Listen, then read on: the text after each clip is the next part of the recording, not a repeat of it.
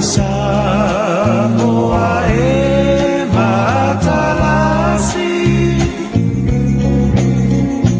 Uasi osi omia elesami Atu maungalanu lauala Whawhele atu i le mai mo mai ma le whaafonga tāpua i le tātou tuda o i le reifo i asolulu. Ma lo le langi mamama le soifo maua ma lo le whalau i a i em whaaftaia le lofo le tua le whau o toi mo mole mai lo tau soifua i le rea fiafi. O tātou lau lua fisile wha i le pua mano i a e na ua tau mai le lei e peo le ngai pol te malo vo i lea. I a ma ua whetaia i mauso e na ua wheila i ma le whionga i le teitei whono. Le sunga le lau le male toa o ia foi le fionga le minister sui te tai le vang fa le fa tua i le tua Samoa tasi ia malole on sai malo foi le tau mai malole su fongo sei fo manuia ia ma fatal fatu le lau fionga le fongo tato por kalame ia o folo fatu foi ma fatal fatu le mai moanga Samoa le nei foi tu la le fiafi ai ia e lava ina lolo wafo le tau le ni fiafi ai manatu ia o lo manuia me umaile tapo inga mau sio tatu atunu ia i pa ia faltala le lei ma malu fa le atunu ia te nane pa ia fa le malo atalo fatu fo ile pa ia mal malu Samoa lo tapo ai ma sila mai mo mai fo tafa fio le lo lang malo se fo manuia malo tapo o au sau tau pole nei mea neua ave papa ave veloloa lau tau fontang ia ona le mwhai on whatau nuina le tāpor kalamar Soalepule ia mea nei na ua tolo pōna pō ia whaftai lota loto ua maua lewa no e te fio mai a wana wha au le fono ia ole a le mwhai fon whatau nuina le tāpor kalamar Soalepule ia o te lo lava ele ia yani metele na misi awa pe ia mta puaia tate palu atu i ole foi na mamafa ia fai nga fai unga e mai se foi sauno nga foi matulenga ile tato talor tupe ia o le se wala leile o va ve o mole o mo taso rumo les valide ma lo va tai to tele nei panga i lungo tato televise ia ole lava sa tu fisile mai ia manau no tai mai lo la tu finangalo ina ia fatau no ina tatu pokalama le fefile nei atonu foi o le tapo inga le ala fai lotu ia male kale siao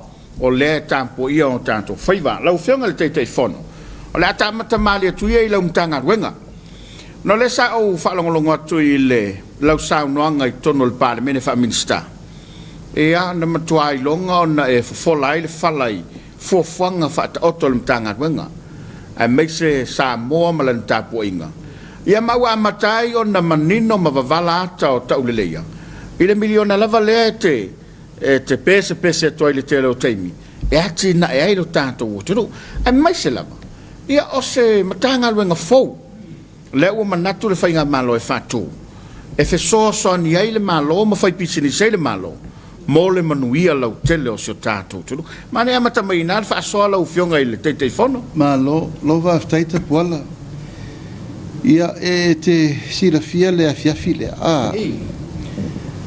wa fa o Sofia ia te au le upu le taitai o le tuangai ia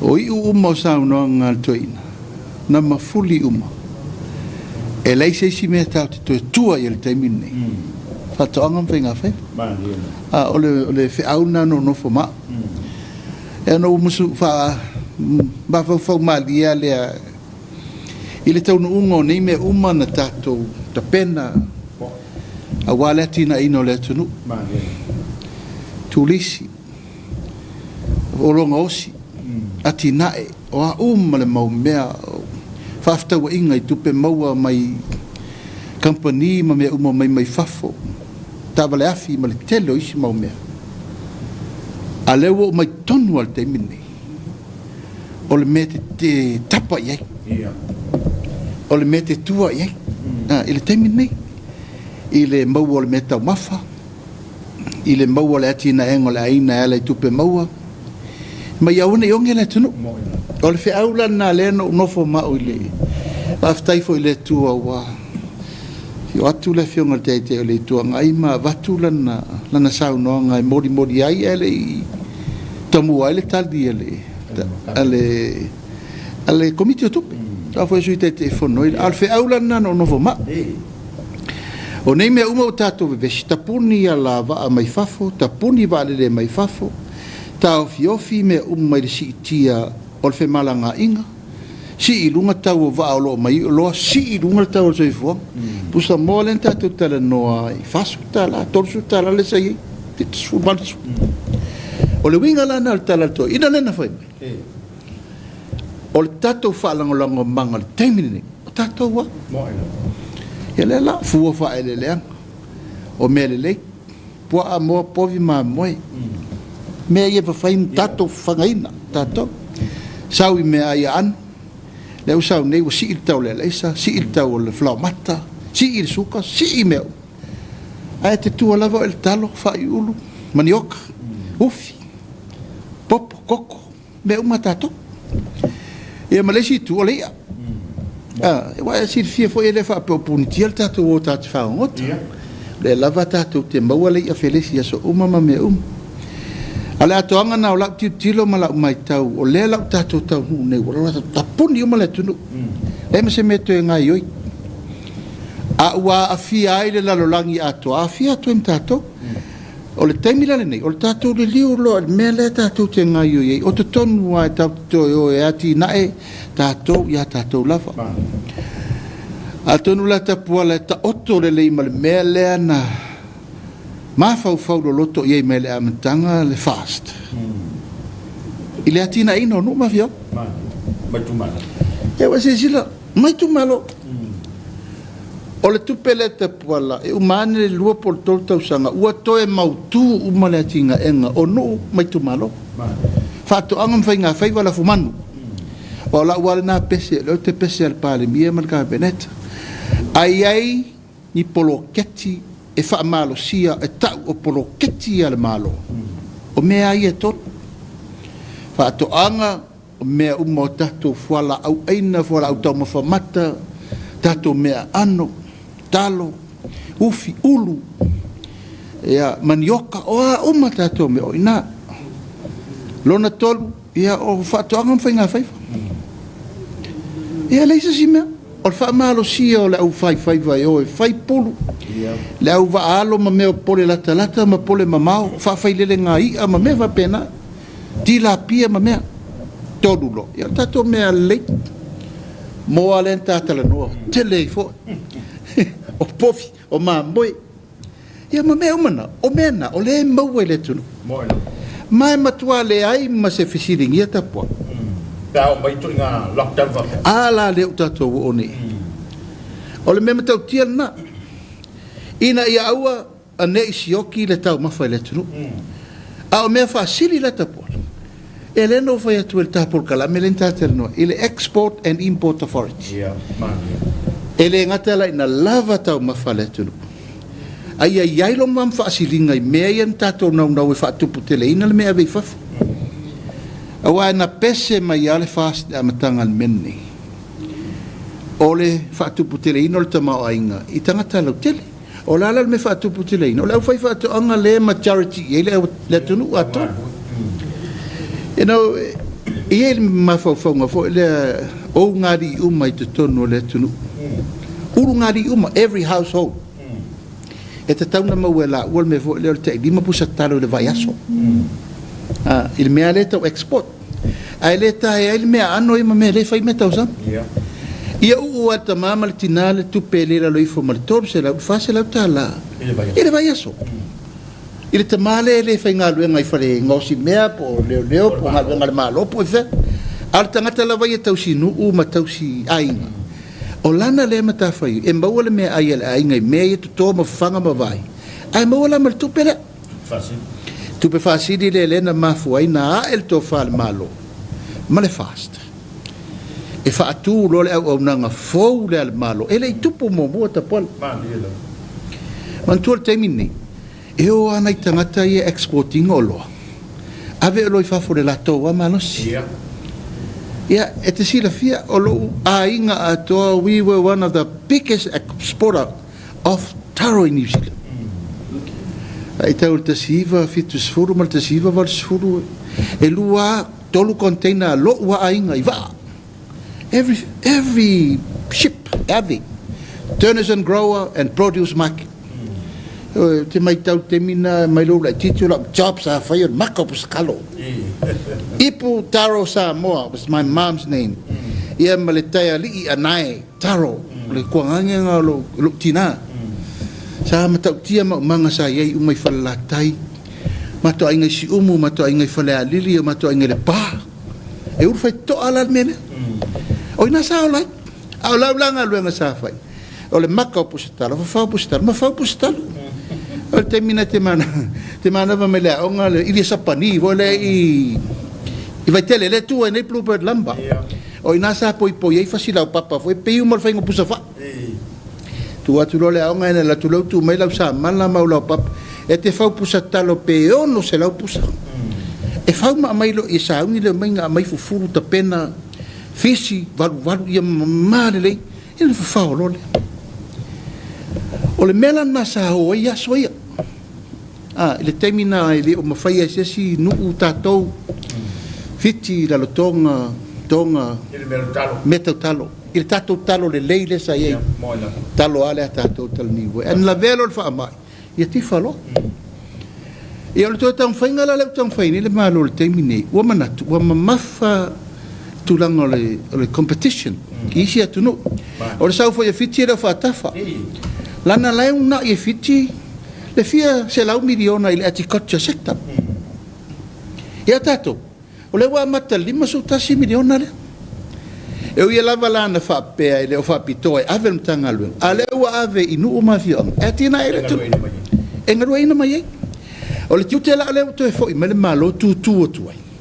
O le tu i le mauti noi ave uma me i fa. Ia matua fa fa ngo fie le awala e o ina tangata exporter. E ave me faf. Asi fiata pola ia terminei le fa inga fo e mo biosecurity law fa val quarantine to quarantine. E mo losta ma initiative manunini ita pola afa to fa mo. Na batu lo leo terminei. Na batu lo la ia o tato olo fumigate. O le fumigation ta pola tu sa wa tao le olo. Ele umilan na last. Awa ye folo na fianga tu langa tau vai la aulanga la fa pena na fai.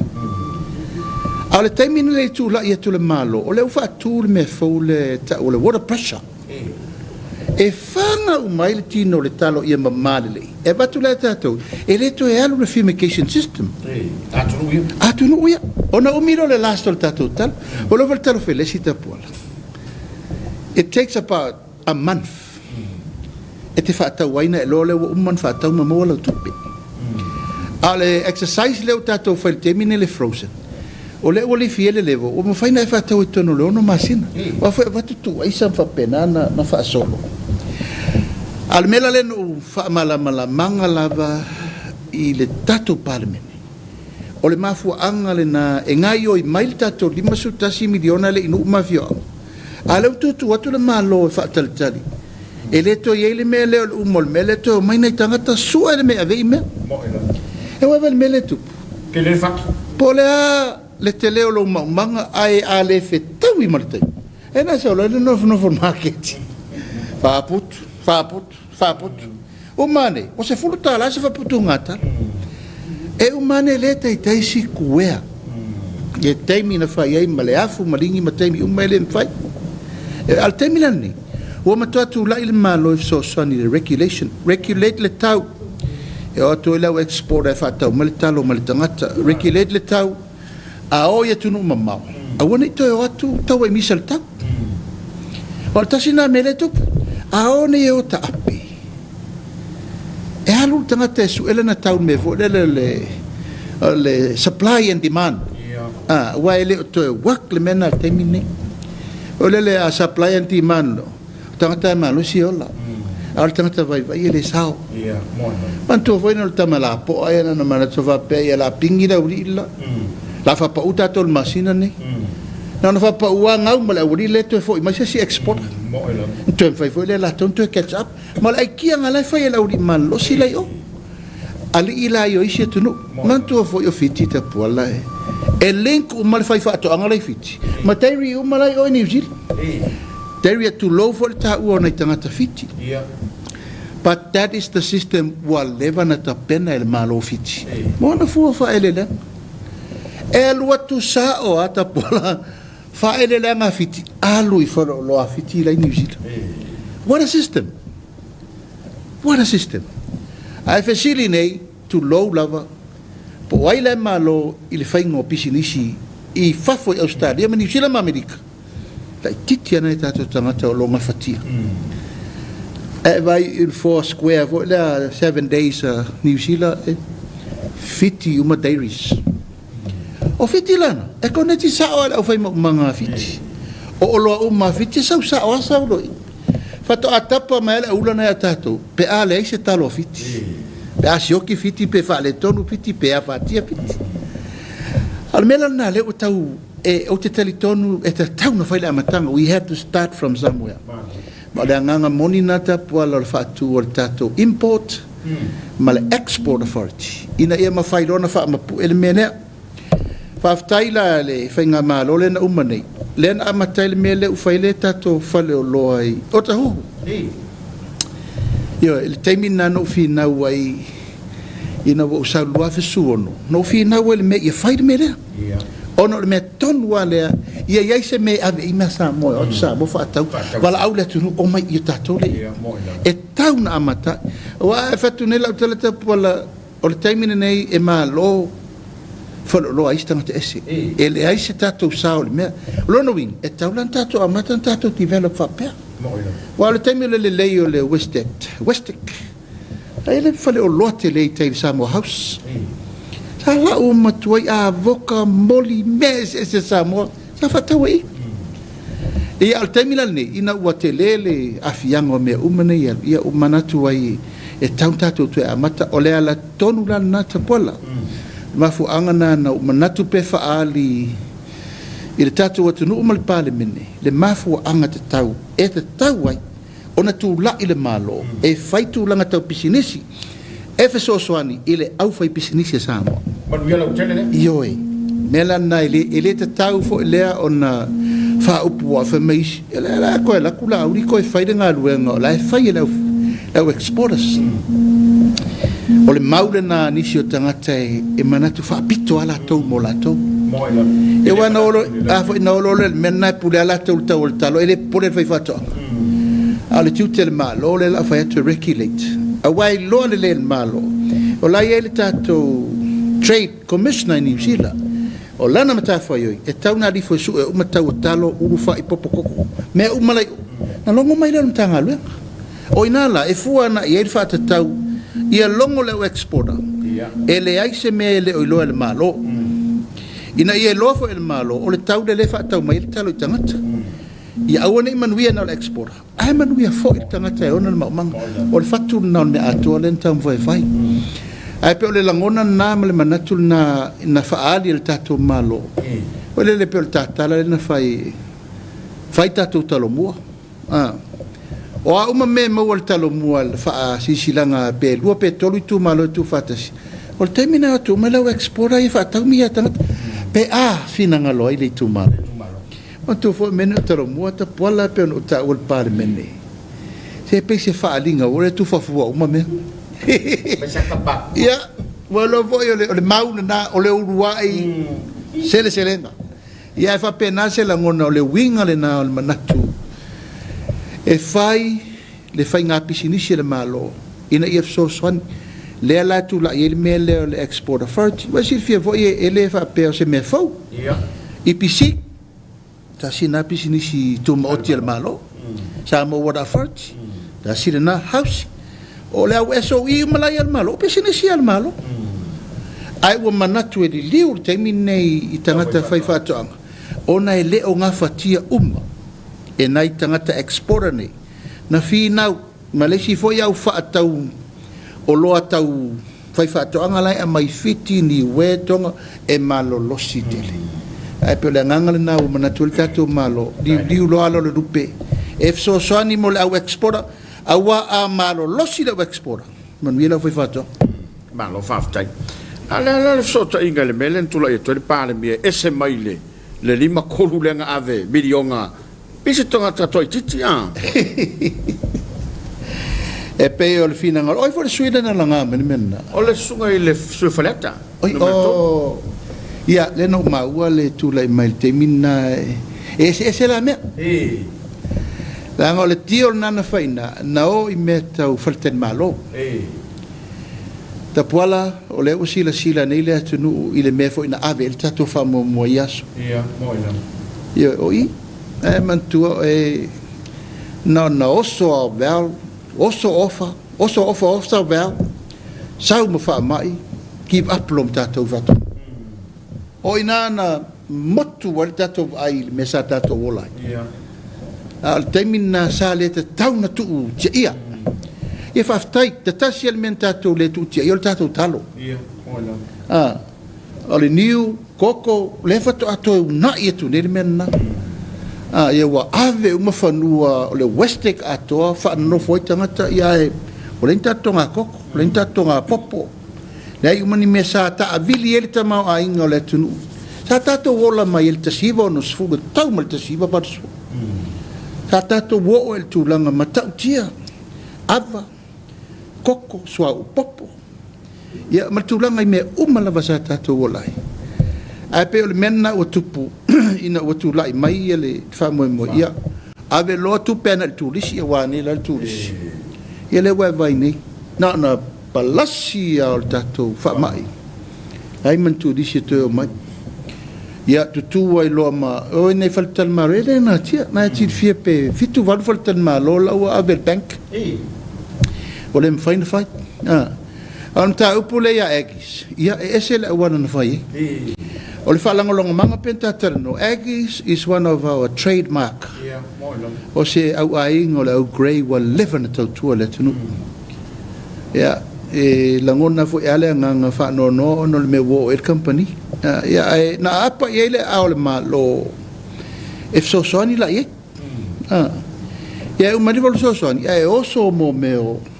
lolo vai e lua le na la vea i nei si company foura le tau o mai nei e tau fai le mea ma le tau fesu na ile le sosoani le malo ile lima sul tolu miliona le na ave ile au grey e tau ma fai en tau io peta iane ia ele tau nu unga na tau nu iai ona o le fa le tonu o ila tau na fai el fufuanga e la wo mai nes company mai fafo le tau fai ia o le usulu mai nel tato malo se lau limas furu miliona e la to tupe wo umana mai le tunu ai mai le tupe oso lolo vai te tele lu ai to tau e limas o tolo miliona le ai se turis po loka uma vale le ai se pisinis le ai ma se tupe ole le winga na la tele ka pola i le saunoa nga le saunoa i ai e tai o le tuanga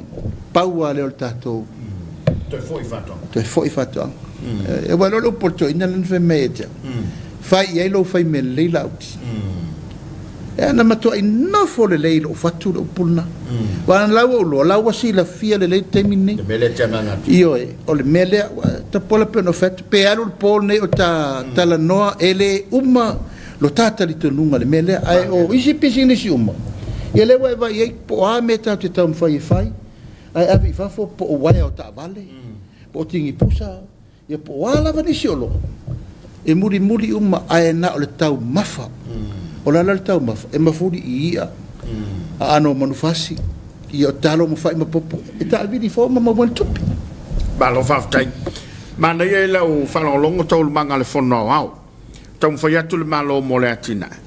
Ia e whalava le amoa il saunanga staso sui Soalepule. Mai au mai staso whawhitau lo whengai malau whai whātuanga. Le tu lou whawhonga mai le tu. Momo pa ai vau. E man kua so ia sa alu kuringa e. Ai pe o le wa. O whai si whainga taon ta fiofi. A le fo e fo whangantanga ben. Io e le la titir fa vitauli la nanga tasi le fa vitauli le fono mo le au fai fato anga to sala paita por na mo moli me le matalo sanga mai la auli se fa mo le saini mato pe mita in la malos Se whaatanga mai na tu e mai langa leo, whasasa vo e leo talo e nei le. Ia whana. Ai pei pauna le awala, ia, unga siri fieta poala. O pua ta loa ma pua ai vau, le fili le teimi nei. No mo Samoa, wo ye me lea, wo ye fol me lea o tu lau lava, so fonu ai vau, asini ai vau, ma mo povi ai vau, ma pua ai vau. O fili na o le teimi nei la ufai whātua. Ma wo o mai le lato whaseare na. O atu nisi e tau mawhai e tau whainai pā, fo i e puni ai. Ia o atu nisi e tau whainisi ai tia, e o mai fo le lato whautuanga. Ia o mawhau ale le tato poloketi le nei o le tasiri miliona tā la. Wae, meno whai atu. O a me la pui ei le wha tonu le la i. Hatau pa waia. Si or pale a inga ia ma fai mutulang. Ia, tapuala e tanga tāte re fo i pēa wha pēa pā. Wa ro i tato mangol lusu e ka. O le sais le na or komeso whama i zawa. E lusu e ka o se mea te lena pā. Tu pēa lu ma le taimi ma me wa pēna. Ia, au oso i fo i lo u manatu, fo le wha tupu manatu. E pēa la tatu tu e fo i al mesa tatu iei. I mo pātasi anu.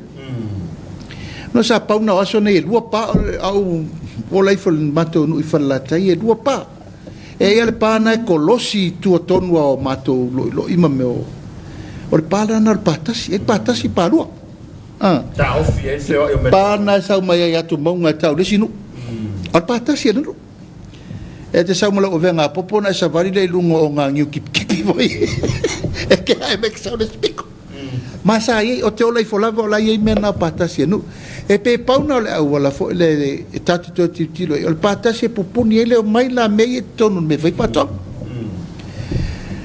ia au no fo ma fo ne temi ono le me utupu wale fa tia wa fate telena e na o mai lola ia o fa tonua ia le tulanga le ofiso so vela tato le stras ma to fono la ia le lua vai aso talwai ia mai la to fautuanga e tolu ia fautuanga te tele na mai ia femela i o lewa fatunuina le te fono la tamala o sulama na ia Montini ot le fionga na le insinia o ia ilon to mai fa pitor fainga general engineering sa o vea sa pikia fem te fono e no tu la i mai le do afisuono of ta mo u fal mtanga lo vatang ai la male fo mai fo le doctor asiata sat paite tama fo em faina vai o maltino man ma fo fau male ngangol tat wala o fai automano ya o foi menela o la tua sui uma le mato bot e foi inicio tu la to le tuno ele fiona tu sani ma ele tu malo fanga farse la ia manisi o tamali im fale tu o le tuno la to la nei na mai el fau tuanga e ta umale sulo ntanga luengo fatong fa mai laudi o la design tato traps mai lei oni mai lei te tele ina ia mafaina ave fo inu mafio anga e tu faila le mele faina mai lei po e al mai lei po ta po e le se me fo ya tato oh sorry e fatu ala utala i lo volanga i mato fatu anga utele va matua e tua oi masata poala ma le fanga tua oi fo ma i le westek o uta ina le menal mo le mel po ai vao me ora ngata i em tau tia o ina la sa vai menel mele e fa le fata fo le lungo le to ngatel e mo el tangata mar se furu dua mar pusa pu e fata le tali ele taimel va vea sa waile le po taimila na te stasim te lu mal mai vo le falta to mai se le masani ona filiki al manosis al taimine mai tau o femena tangata o vatel o no winga tau no faise trap fo le porta vale le tele tasi le wala tonu ai po ia ona fa pe tasi se po ai mo ia pu ele lafu po lo matua malana lafu le mai la lafu le mai to fa pia mania la what design ia traps if so ani moltemine o le lona lua o le lato so ani na mai a patato a faini me ai fo ia tai pai tu lo lava e pe me fo ia fa ona nai i tu lo lava i somu le tu fa solo e pe lauta na ton wa fatu tali e pe ore ia na fetu na i foi la ia sa no mai le fionga li fo mai atono ise tu langa yo no la matia i fo ene te wala tu fo ise si songa fa pe ise au kari e moi ka ma fa umangi mo malo ise ai mo wan ngoi ai mo wan ngoi kalo ia fatu fo ia mana ia fo man tu fo isa ele por kala mele sa fai ponu tele e pe no ponu sa fe na ave mena fa to ulu te pe isumu ia itulanga fo yo na fo manu fa la foi al fa tuanga muli la na mai pe au tal sanga il tanga bengo leo na man tu fo yo official leo aia te mi vo ele sa tafana ia ala tu le fa o yo isa se leo fa la man por povi por ma moi ia o lo official leo o lo ele squad fa pitona ti silfia o la tonne ia o fa na te mi mai i mo me fa la me tupu ai alu so fa inga fa pito e tu ya pu ila le mele il tu langa lailo uma ai ni au fa anga o mana mia ia fa penana na fa tu langa ai se tu langa fa pena e o ai ta tu i mamadu malo so son e tau ti nei le fa ma sa fa mo sa fa mo o te mantual time le fionga ya asi play clock na lo yo so fa inga fa pe i lo la tel tonu ta pola pe pau na si awala vave e vave ai ona fo ir fa fitauli man tu foi la o penga la leo e leni au penga la iti o au penga malosi pau wala me i lo atul tino po e re pe ona me fa nga la foi fa to nga ya wa vel portas e al tingi pulu tele ai a fa inisi le me ad wa le po e o manele se me ya a po ma povia oi o mo meu stallion o mo stallion ele me foi na po a o fanga la leo ta pola e na silfia o fanga na tai fanga e na tu lo for Paul Mark 4 ya tai tu sam tato fanga ya so le feri mal free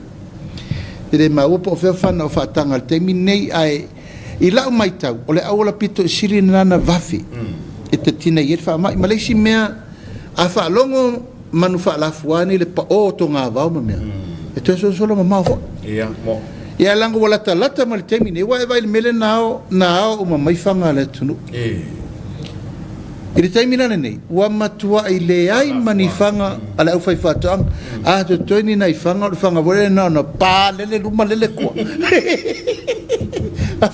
fo nai metua ia nai to ina al temi nei o fautua ina la to uma tusi mai le tusi apalai e fai la tusi avel kom si no leo e fa maro si ai da total sanga ia ai ono le manatu fo el official leo fai titi la val mene wa silfi foi men tup wala ya e fai foi tato fana ya o fa nga se fo male malau leu tato e sa vade tual tangata ya fa nga le fa nga le tangata malanga leu tup e o le si me o tupu foi fa vela o le fa nga la vel tangata e fa na ya tia ya o tula na o le matua fa ye le o le onga nei e peila wa lo ma fo ana i fa nga ino fa na e leo o ele mano ioi pe alu le squad ye atel tonu e lima sutasi tu malo can you imagine ai fa yaso fo le fatal sanga ele fa pela au sala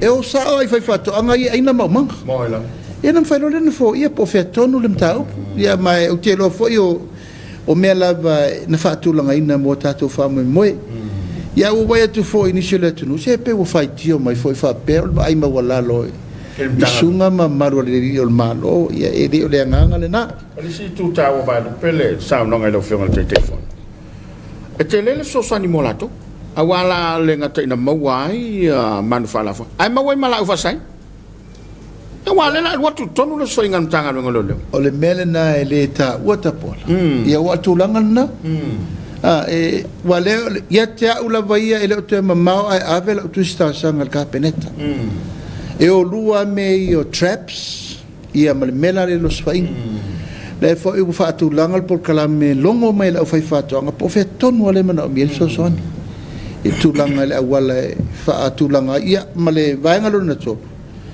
ia le ave le on la au malosi mo le whai whātanga tō whai o le ia le sfururua vo le whatanga single shot o le vo e le tato sfururua pump action pa wala le mele sui o le ututau wa e le ututau le usau nei e tau le slak tasi le pulu e le o le pulu whana povi le nā ma le pulu whana pua ai vau le nā e le salalau al pulu salalau fo le pulu me sa whao ngai aso le o rupe ma pe ia le mele le pulu slak le ia ma tō pulu e foi pulu whai wai great le mea mai le tasi o se fulu e se o malal te te leo tō pulu i te tonu o le pulu ma le pulu ai o le slaks le masani na o whao ngana fo ea ui e wha laloi ma tō manu palang ia wai e te le wha pele te leo le tumu wa i o le ai pe o le anganga le nā ua manatu ai i le tau fo i o le wha fitauti ia le la u wha taatia nei i le tatum tanga aluenga o le sros le au wala e fsosoani ai au wha fonga mai fo i le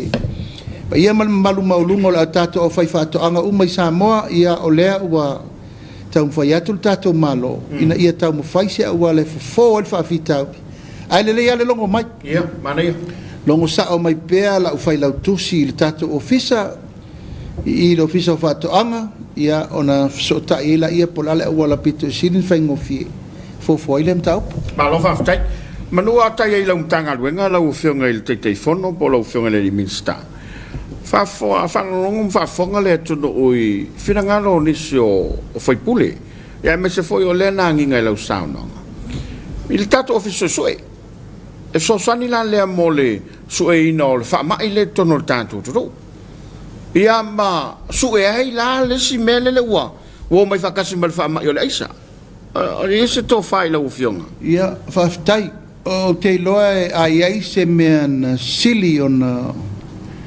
o mantua i whainga malo sa matou ia o i le sros te roa tasi le nei ati ina e o le o matuatu lai ma le taimini nei sa o le whautautanga i le fo ina amata ina le miti le nei o le whionga e whaumatau loa whale profesa yo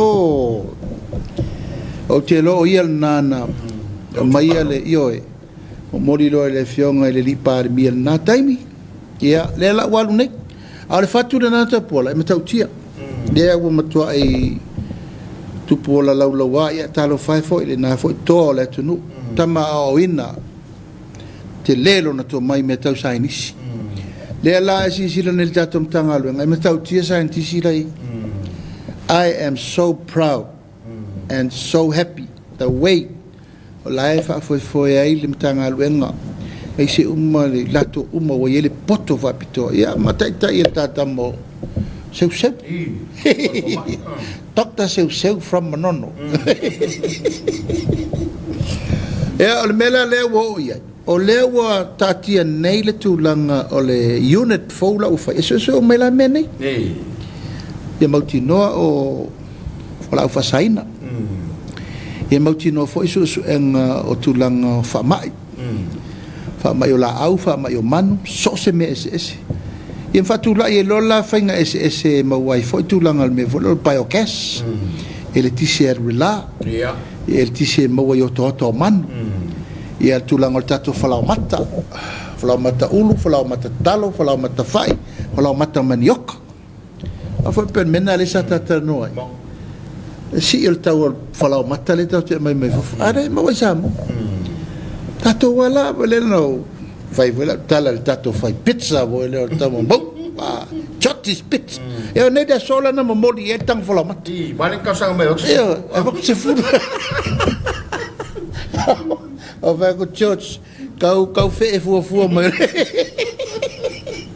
ai avertanga fola matale no fatto no nel taio le fiona seu alo e momoli le tanga na los fulu kilo i lunga ya choti palu de leise mena mai le e to for capeneta tato mata i tuela ia ma mai ni ingredients e la no vai ai fai ser au pizza Pose fa alifu pizza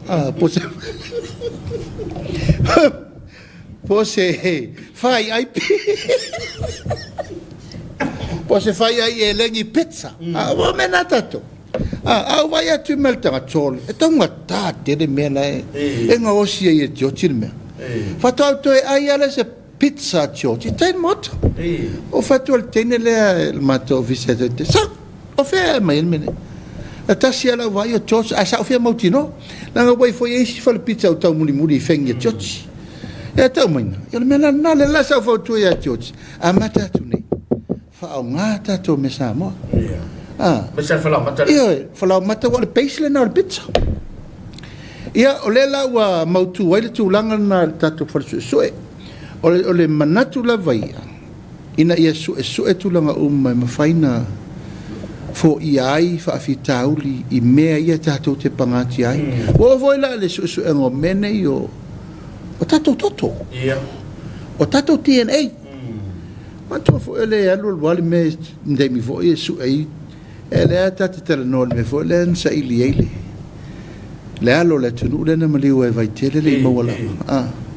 Au ila su ngai po e ne mel ta vale na la ve pisi sa di mai su alti nei su e mal tangata le msalobia. Wo ola menna wo tu langa na la un faina. O mawalti en eita. E mal me fo le wet tu lo fo ta pole pe fa atata la mele. Mo studio ainga. Mo ila. Le ngafa. Yo le ngafa. Foi alo lava sole oi so kama suelo po visit e fiu so e non so tu amo e mal me la leta pola le fi non ale fai nei table no o a o suli moni mo o a o suli fa vai e tasi al su engol mena ele ma sesti foi na per o a ti fi non wow suli fa vai wow suli moni Aur suri tam fai aur suri pa swaf. O suri na le wal temin ne. Ai a soelo la suri moni suri fa vai. E tasiel me fa moni o lo tiene. O la la um fai se un fal tiene. Um fat. Te le la so sangi fam silonga pe. Io e. A su e foi la fa pe o mo tu lo foi la valanga le pisane le foi la fa sain. A fai la le certifyina le tato su engala fai uta. Ide te career code. Mo ila. Vai mo mai. O le la nga yo nei le tatum tanga lu. Ina ia mafaina certified. O le certification na le nga yo il temi nei ina ia mafai ona ma wal tulanga na o le si tulanga ta u ale na mo de lesto na nei. Ia e man tu fo na tato test ia fai o le. O COVID. Atato mana o le me motino na avelo le New Zealand. It's a long time process. Tutongta. Sila la oe ia e ave testa e ave le motino. O la o sauno mai seu. Doctor seu. O la so son. Ien fa tonu ele par mile stona ile entende. Ave lo me so son tu fatasi ntanga lo se fu maloloina. Mar sanga lo nga stros. Fai fatasi test ia sa o test ta o mele tulu. Lando lela ia le fale le matenga no na eta te termine le vesir fa mai le tato te sa ili po e no mai valele po e na fainga luenga service le valele po o mama I fa fol fa mai ia te tupu ane la se metele ala o lava ta pena les ross e fai test a o ma fai na fai test ma le extension na te pola le alu termine le certification man tu fo I a maua loa le tūlanga u whaamaunia le tūlanga o le tātou atunu ini whainu mele te tele ia e mana mia le speed lai wa iei tā le speed lai tā e tolu se lau test e mwhaina whai tono lufu whai tūlanga tātou whatusu mai au te fia ta watul mena u mana whai loa e le fionga le tamaitai pānemia ia me se le fionga le minista o soi fu maloloin Wa fa fonga sa no nga le fionga le minister portfolio. Mil tu fatasi. Mana mil tu lango fatasi nga lwenga la to lo to aver me maila matanga tau me le so. Ya ele ya se me le se lapi. Mo. Lo foi nei fa fita udi ma me umba tu sai foi mal melen so la to lo le fa. Ya fata mala tele ta fata mala. Fata mala. Se me Mana tu mama. Ta pola ia langa le ua o sa no nga lawa avili mo leo a se risk it shouldn't happen ia na fisi fo le po feskula ti o fela to e va ia le mea ia e pe e fa ata la fonga le whaingo fia ia lato, ai late le lo, limo le tunu lewa la matia. Malo whaftai. Au le male toa, male, o le utai ia i le whamai, ia whaftai fo le upa ia lau saunoanga, ia le whatamala o le fwoi vaenga o le tunu ma le waili mo leo.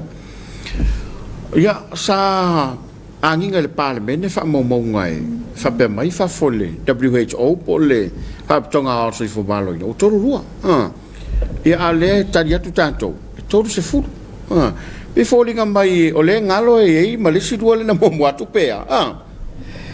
Ia, tapuala o le mela wana e se le tātou whaetete ia i le mautonu le tunu. O le fo te vai atu na bebesi te le ilungo le tātou Facebook. Ia po ai sao. Mo ila. Ia e lau mai tau malawa e sao mata di lua e sao toru lua. Ona le fa tata no me fo tato ve si lava ya so il me lava len sao no ele fiong al minsta so fo malorina. Au le tau le pua malafo. Ia mo ila. Ele malaese nei. O fa mai na maua fo la tau sanga na umatu nei. Le lua la le. Ia. Le lua la le fa maulanga o le WHO. E mai umai na mamai mai fatoa mamai. Tolu suru la le ta ue tato. Ma le lua na tolu lua ila ia. A le sa tolu suru wa tato. Le malangfo. Io e malangfo le ia fa fonga tu le tenu. Ile tasi fo ile na maua nei. O tangata fa anofo va ia le ton. O lona winga o le lava tato te saunga le mu. O le to tonu lava o le saufa inga le to ton. Ai pe o le tūlanga le na ia taui. O le mena ese le fa mamafa. Ia o le tūlanga fo ele ngafa ma le tato New York. O le longo pui li inga o le tato watunu. Ina ia malama le tato watunu o le tūlanga o le mele leo fa pea. Ia ma le tima i masani lava. Tapuala o no sai fo le tato watunu o leo watatala le vavao. Ia e tala ma ulape. Manatua ia faide le ilau mask. Taimi umo le aso e te savadi ai.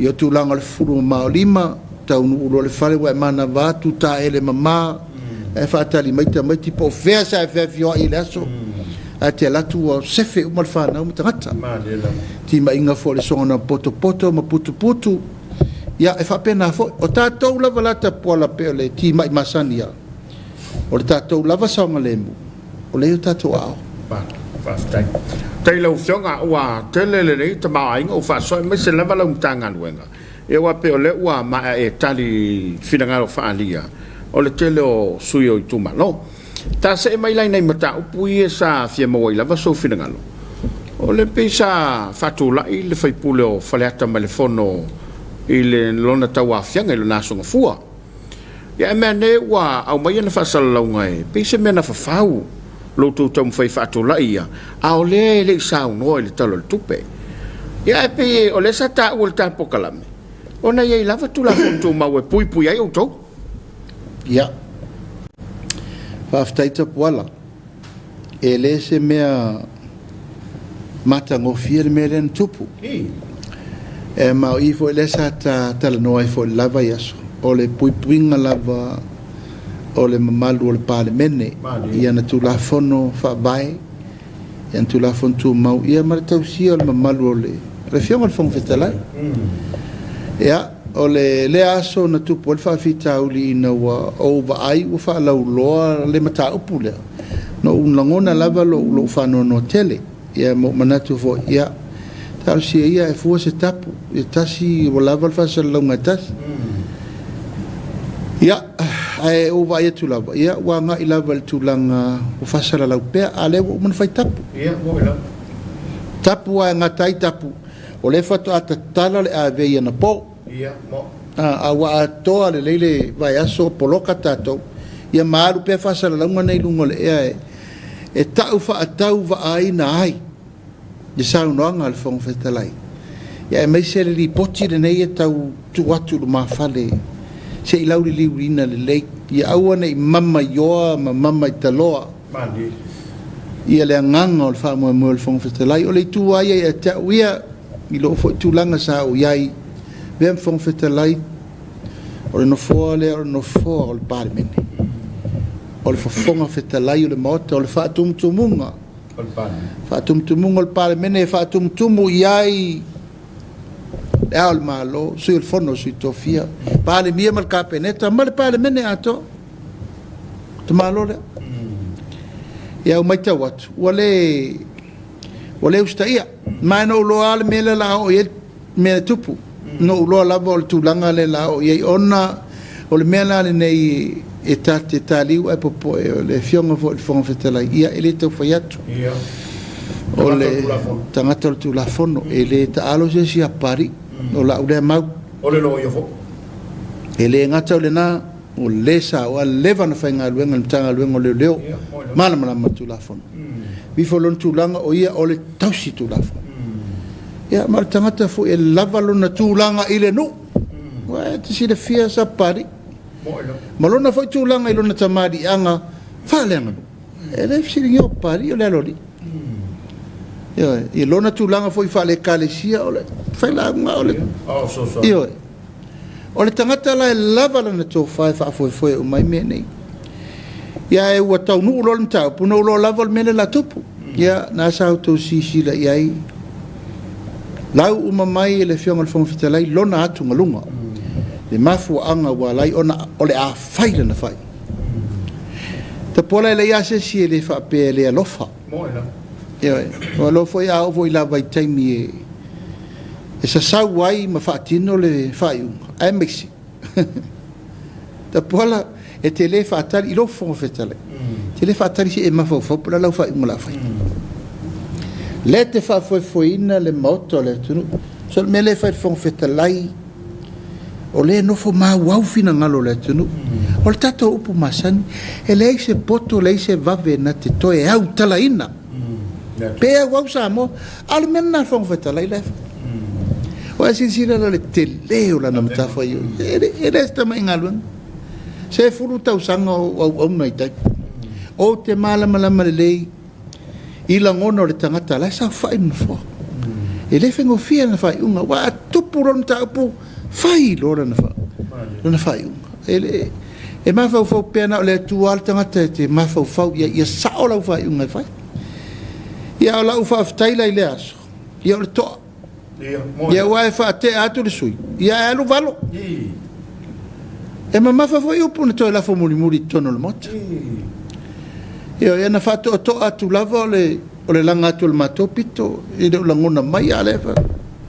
alu lo fa e ma sa no ngalen sa no e aru file mu va e sa manatu la e fo se tap u yo le lu so fai tu la ma o inano lo ai le tangata e fionga e pari o tangata e failan to fa ma o tangata fo e to si tu la fono wa si fia e tu la fono tu mau e to lua leina ai le ustai mo lu so fai tu la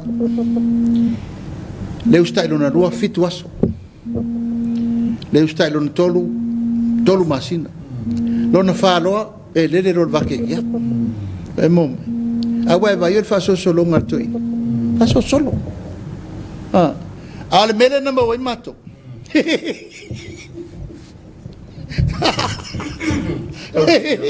anga sawa final round lo Daily process. Nga tu lai ngu e ai se upu e alu maloi mata i whawhota pualu. What can you say? Le yellow gallery.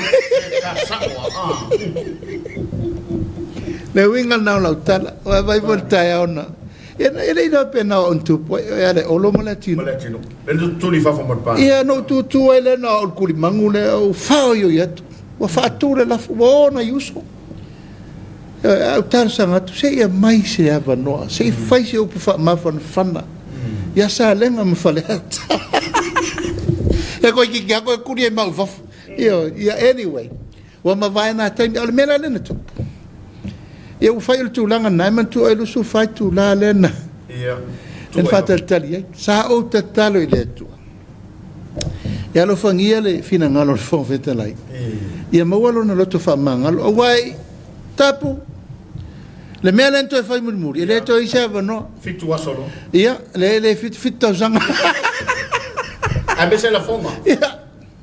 Ale vuelta sa fai tungo TV. Ia uio lea. Ia, ua vai atu vasa.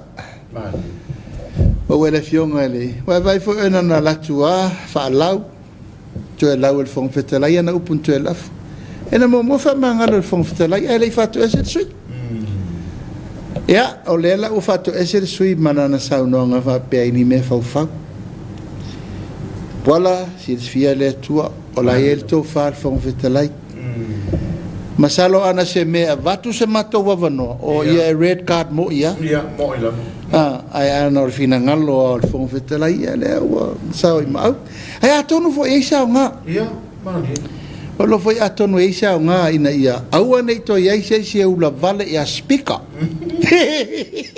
o fong fetalai o le ta ia o le na o le faulu na io tai te par mene eta na fa lo ngi ta ta o tele te fa lo mo to fa la ni pa mil te mo te wa pe mena de sai la to fo ia fo fetalai ia e fa pena e o te ese lo ia si fie fo ile tamali angol tau singol tamali anga e fa pena la vale tu langa le fa mo ia wa o mena ina so fa mo te le mot ta sia te le mot e lo le te no o le fo fetalai ia fa pena le te le malo ia po le fionga te mai te parmia langa lu ngi ai fina ngalo tangata e pe fo le o sopo mai le pule le tai le ia fa pena ile fenomia ia e la ngona o nga fa tai ma fo fa malo ile to tai ia fianga fo pari tele ia e le fengo fiesa nga luenga a malona loto fa mangalo te po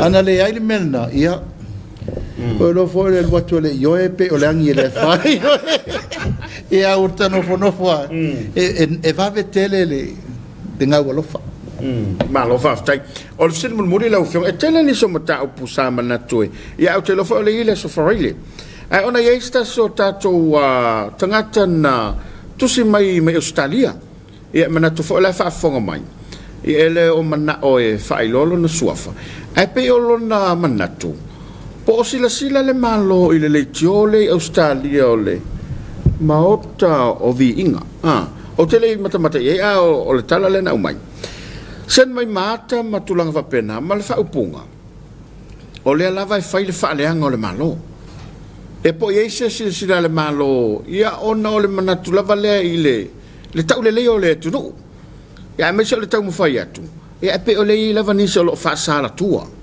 i tau mo fai ngale malo lo fio ia ta polam salo le uai temine nei o la atata no ai le tio fa sala lauda o le batele no mai tau ia mo tilo fo el tulanga o lo anga i mai ai le fa sala launga le fo yuso to le fo o le tangata o la uo ma mai le o te masani le ai sau temina na mama futai fo i tulanga tau fa ili taimi fo o sau fo e so o te wila ma fai uma me nei o lana taleni le ma sian pisnisi fo le o le tangata te le ropo la me la wita le tangata e se fo tamali i ona winga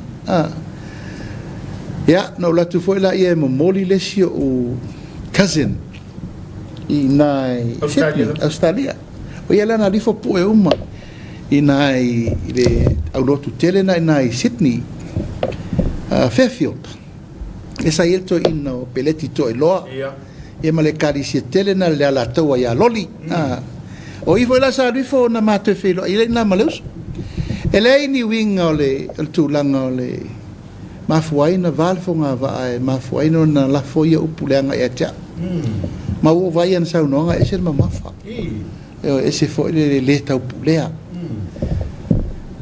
ai na maliulo sion to lua sion faltua fa ingoai la io siana Base Foundation for le manatua I pela no en pisinicial pu fo io fa salunga e kalisi maloto fa si team sel ya na sawele e te un mama futa e mana e sawe fa se documentary e ma se history del parliament o ia sawe pu e mata o kalo fia ma mai fo i male fionga ya tu pu ferretti o le fo le 11 to tu le tunu sai tai fo official phone ia na le tau nu na fa mo ona va tu lo pe pel kapene tele telia ono tu langa o lao fa mai il tangata la umana o feltus le na fa ine witi the history na fa ine witi Au le whaungaina nei tangata ia matupua ia whimwhonga wa whi monofereti ia tātou wale sira fia fo nā vui tātou tus tō le atunu whasala lau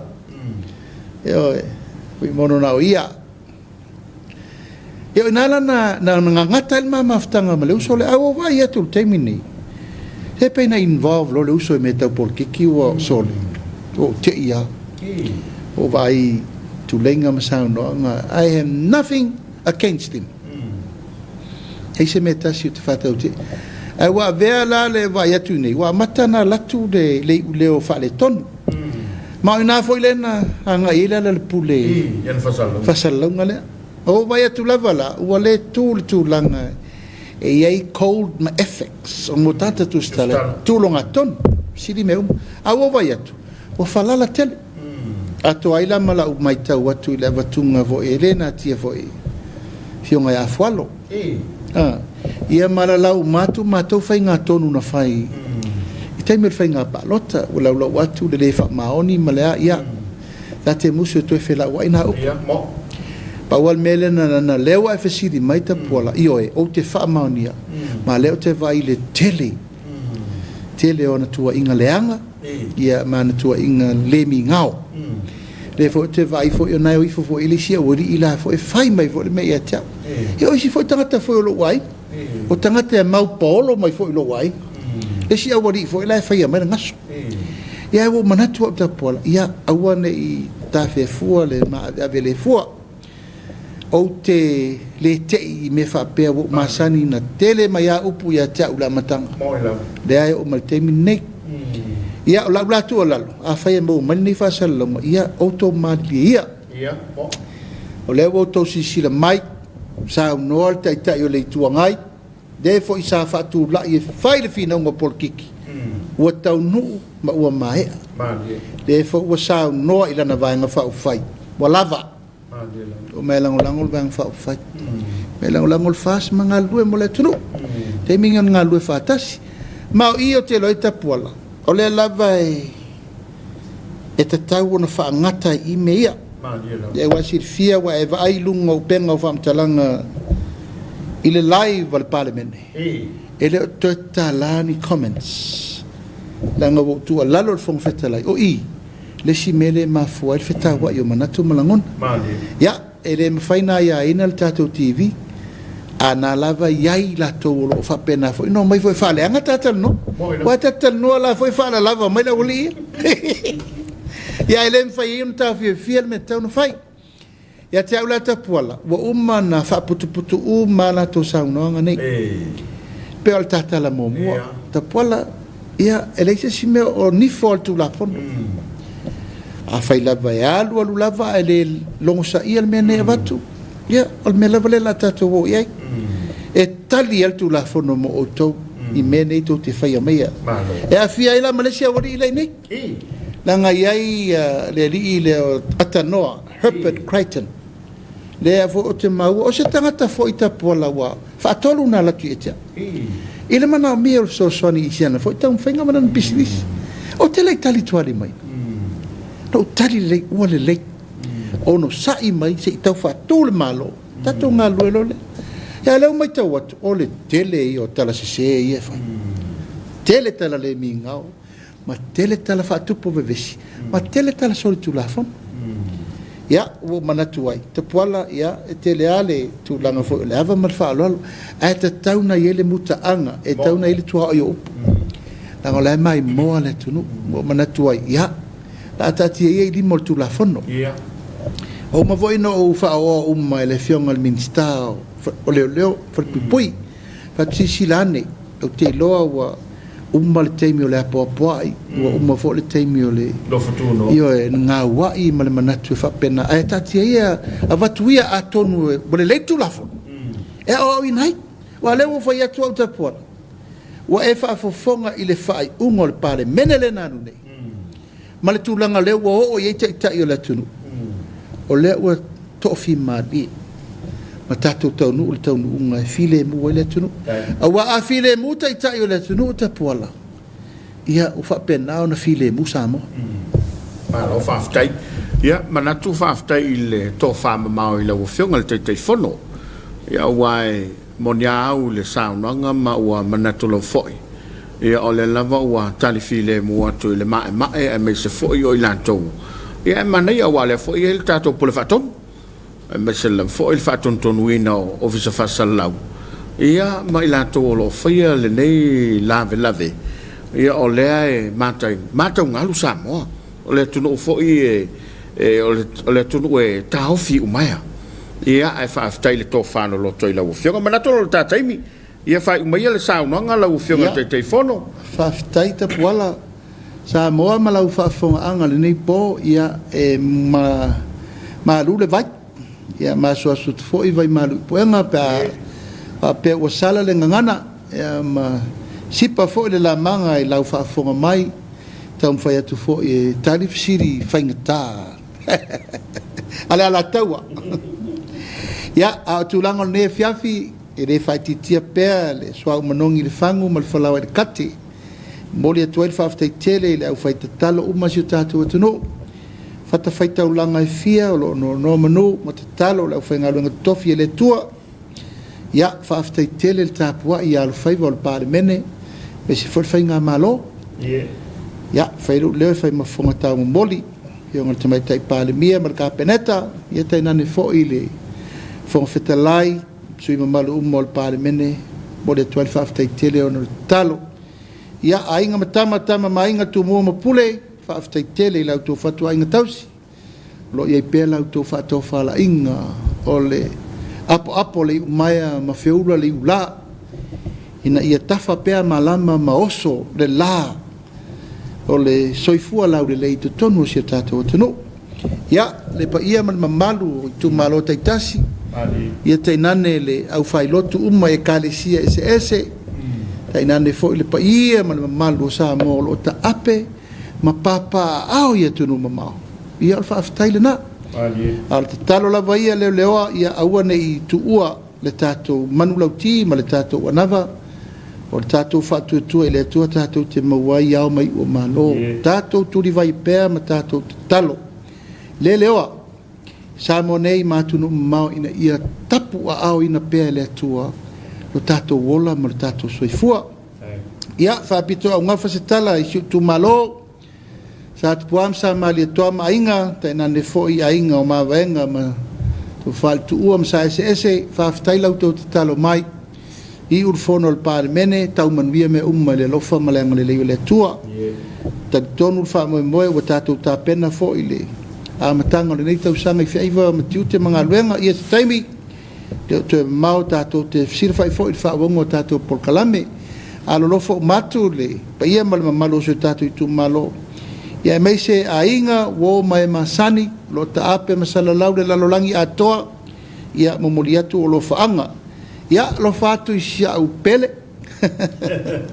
mam I'm okay le te manuia awete pole mai o le manuia mato uma male tau fainga o tatu nga luenga mo nei fa nau o wale fe ngai nga luenga ma me umolo fai valo filimo lo to nga luai lo fangile tua pui le urfafo ma le urfale manuia tele nei afiafi Samoa ma tatu talo ia tapu au ina pea le lofo le tua i me umolo tatu whenga i tu sai fo i ma le lulo wal tau ia e maise le wha mai o lo tatu waafi ai so i fua mai manuia le po malo Samoa whionga le teitai fono le sunga le sui teitai le whionga le minister le sunga le laule le mali toa le wotepo la teivao i le whapoponga le tatu kalama o le Soalepule manatu Samoa ia ua e whafonga maua ma lama fo i ulungalu i lau whaafonga mai i le tau mwhaiato le whionga le teitai fono e tali ini so fesili na fesilingi ai